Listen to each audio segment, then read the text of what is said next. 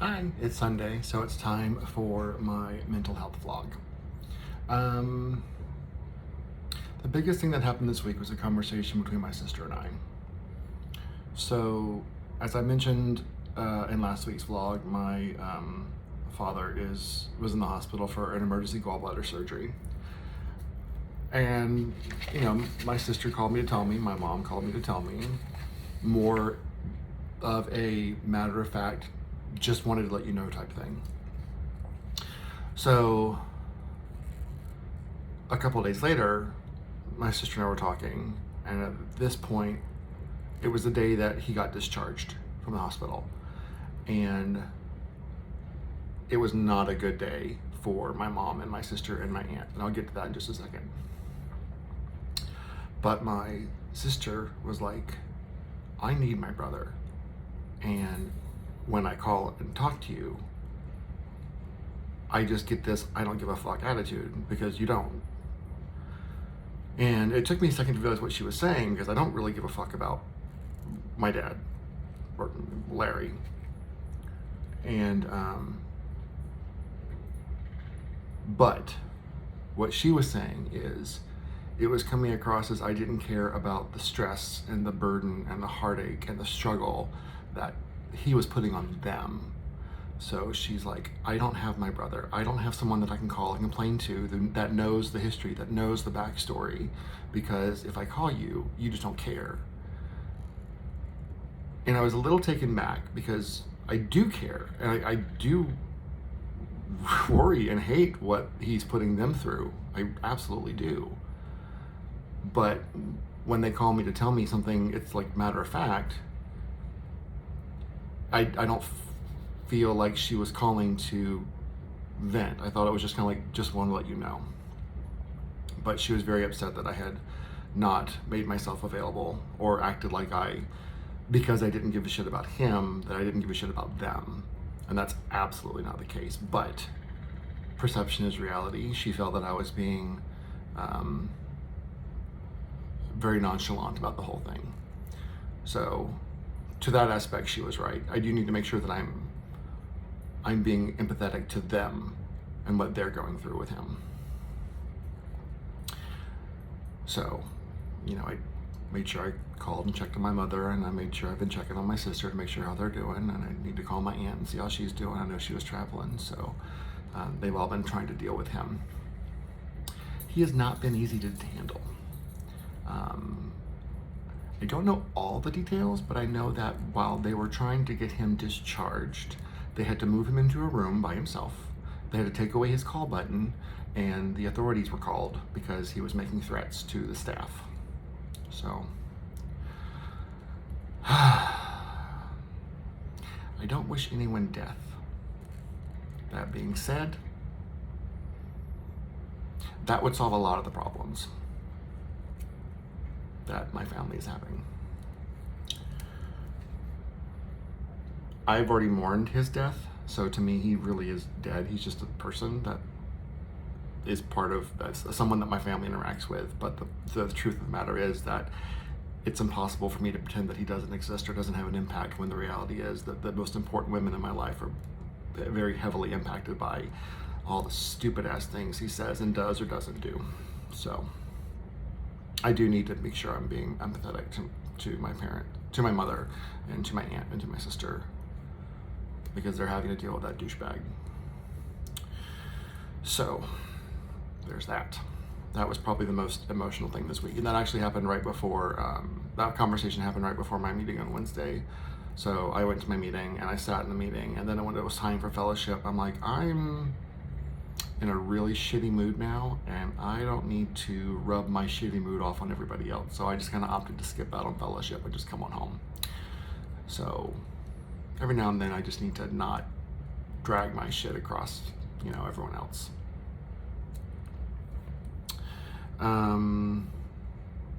Did hear back from the school on my son's situation at school that happened on Friday.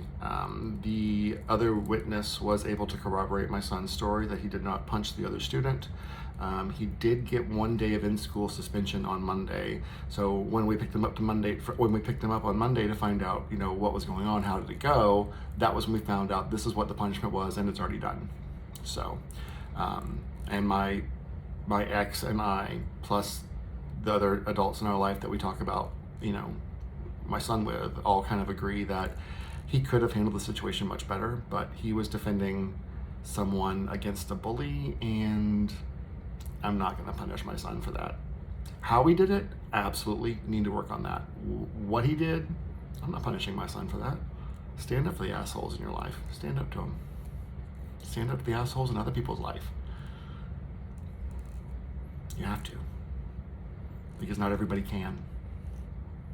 So I'm really not disappointed in my son for taking someone out like that. Again, how he did it, not okay.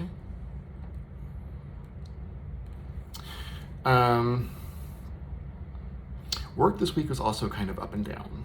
I got a really great compliment on Thursday. I came up with this really cool idea to consolidate a couple of items that we were working on into one really practical, convenient product that would benefit the business and the developers and the users. So it was very much a win-win. And when we presented it to the business, they liked the idea. But when the head of the department got involved, he shit all over it and didn't want anything to do with what we had presented. So then they presented an alternate to us, which is so much, it's not a viable product. So my boss is like, don't respond to this. Let me respond to this because this is not great. But anyway, on Thursday, my boss and my other teammate and I were talking about something, and I kept throwing out really great ideas, and she was like, she made a comment about my knowledge about the system that I've been trying to learn. She can tell that I'm learning it and I'm putting in the work because the questions that I'm asking and the suggestions that I make, I broke my pen. The questions that I'm asking and the suggestions that I'm making are evident that I know processes and procedures and systems. So I am not 100% down on it, but to just have her say that she sees and can tell that the work I'm putting in is making a difference, and she can tell, that was great. The following day, and I don't know all of the details of what led up to it,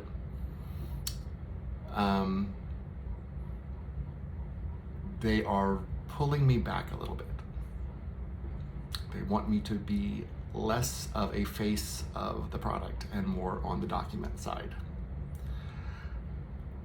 How I feel the phone call went was my boss sees me as a liability and wants to pull me back, or she's worried that the business still sees me as the head of the product as opposed to her. So this is another way to scale me back. I don't know. Whatever it is, it kind of felt like a kick in the nuts.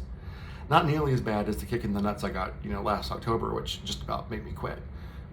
This one's fine. It's just kind of sucky, but it does give me an opportunity to focus more on the details that aren't always super important, but sometimes I miss because it's one of those things I just assume everyone knows, or I assume that it's static, or I assume that it's standard, and sometimes it's not. So a little bit of a blow this work week. A little bit of a blow this week at work. So Saturday, my fiance and I, which we are constantly working on this house, we finished painting the primary bedroom. So the primary bedroom, with the exception of curtains and decor, is done. We're waiting on the curtain rod to go in the mail. We've got the curtains. We got new blinds up. We painted the room. It's this really pretty color of cool gray that accents the really fancy slat teal wall that he did. So that the primary bedroom is very cozy and serene. My fiance's got a great eye for shit. So we also had some friends come over and help us move the shed that's in the backyard on top of the new concrete platform. So I was able to get everything reorganized back in the shed on a hard surface instead of the wonky solid ground. So that was really nice. I'm actually excited about being able to maybe add like a standing shelf or something in there and make that more organized. Because honestly, that shed is like 95% just for holiday decorations. Not going to lie. I normally kept that stuff in the attic, but the attic here is not something I want to utilize a whole lot of. So the shed was just made more sense. After busting our ass all day on painting and whatnot, and my fiance had some other real estate stuff he had to take care of, we took a nap and we went out with some of his friends for his birthday. We had planned this big birthday event for him, and a lot of people came out. And it's hard to wrangle that many people when you're bar hopping between bars, but we went out, we had a good time. Uber was ridiculously expensive. Really good crowd of people. I think everyone that went out had a really good time. So that was important. So, and it was nice to just go out and go crazy last night, because that's not something we've done to that caliber in a while. Today we slept in because last night was late. We slept in and got coffee and ran a few errands this morning. Had to pick up some groceries, and then we worked on replacing the blinds in the entryway in the dining room, so those are done. There were a lot of curse words involved because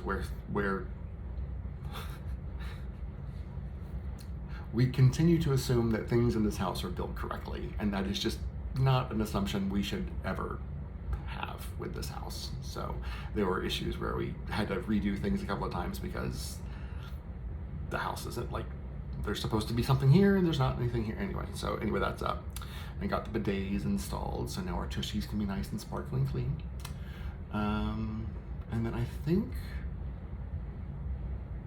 we're kind of done for the day, because the blinds downstairs were not great for him. And I putzed around and I cleaned up some things and organized some things and took some trash out and whatnot. So staying busy with the house.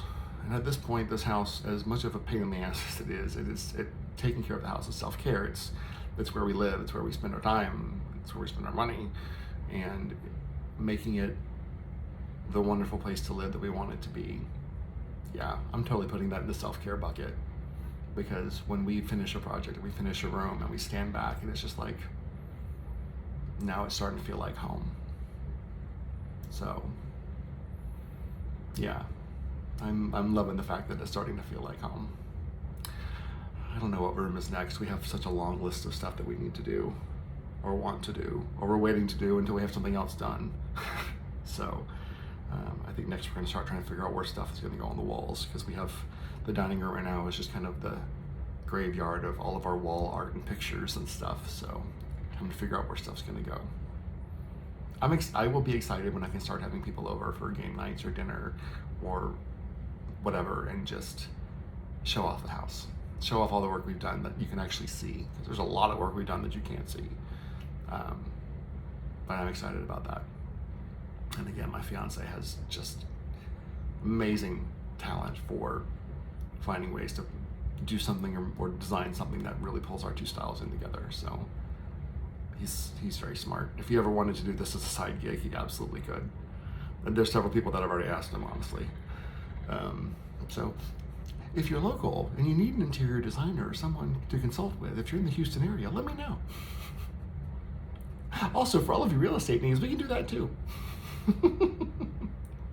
We both got side hustles and we're both having to work them really, really hard, but we're making it. I'm very grateful for his side hustles, because it's been very lucrative lately, which has allowed us to, handle the emergency cash issues that we had because of la casita. So I think that is it. Check in your friends, see how they're doing. I've got one that I've been trying to reach out to and haven't heard back from a while, so I'm going to message him tonight just to check on him, make sure he's doing okay. Check in your family, make sure they're doing okay, and your loved ones, make sure they're doing okay. Like I said, I need to call. I need to chat with my aunt today, make sure she's doing all right. Check on yourself. What do you need? Do you need a haircut? Do you need a manicure? Do you need a bath? Do you need a nap? Do you need a snack? What do you need? You deserve it, or you need it. So do it if you can. If not, find ways to take care of yourself, because existing is way too challenging. Just existing is challenging. Everyone needs self-care because of that. Don't think that you're too good or not good enough for it, or that you aren't worthy of it, because you absolutely are. Take care of yourself. You're the only you have, and you can't expect someone else to take care of it for you. Okay, that's it. I love you guys, and I will chat with you next week.